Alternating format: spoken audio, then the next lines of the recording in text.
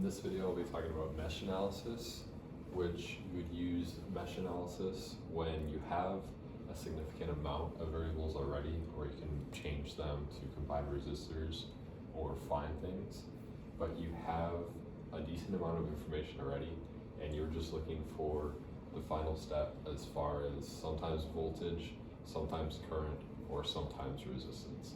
In this case, we're looking for the current within this middle mesh. And we have three separate meshes that are all connected, but our inner mesh is sharing some resistors and voltage sources with both of our outer meshes.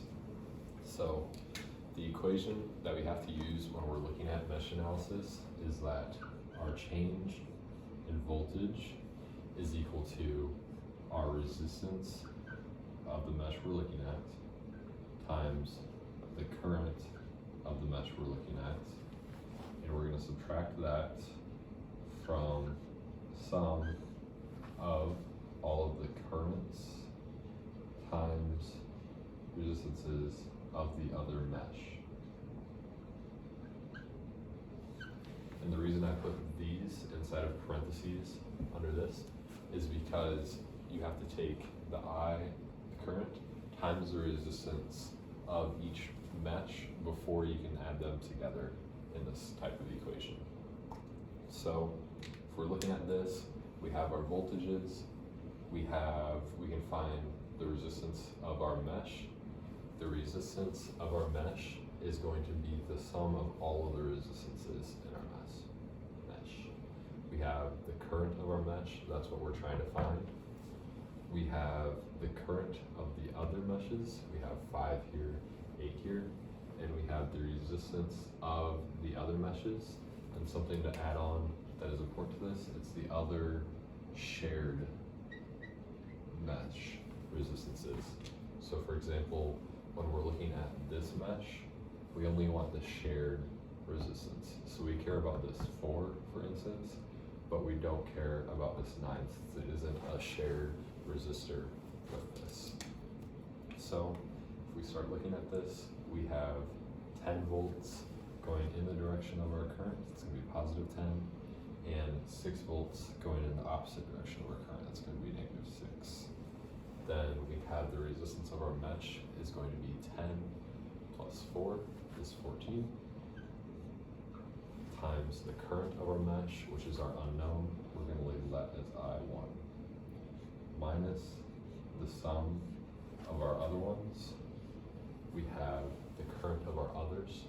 So let's look at this left mesh first.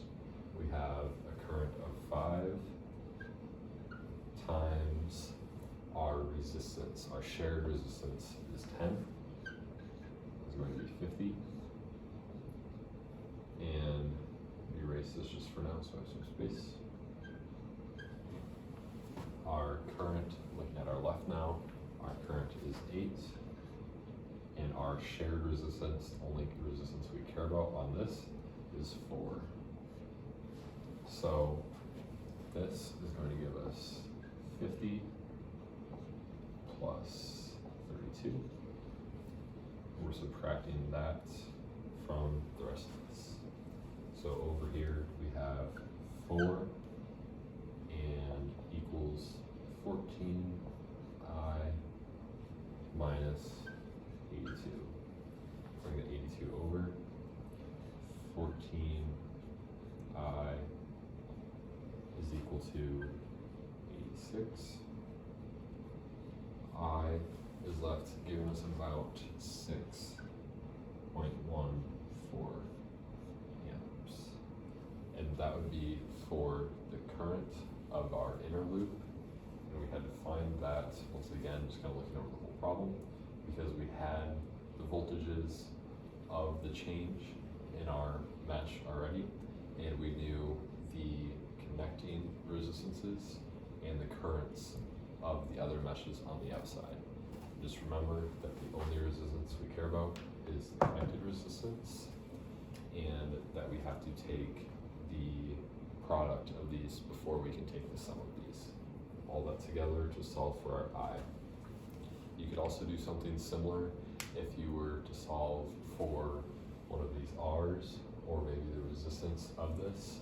If you knew your other I's or some of your other R's, and you were already given the currents, you could solve this looking for R, or you could also solve this looking for V, technically, if you had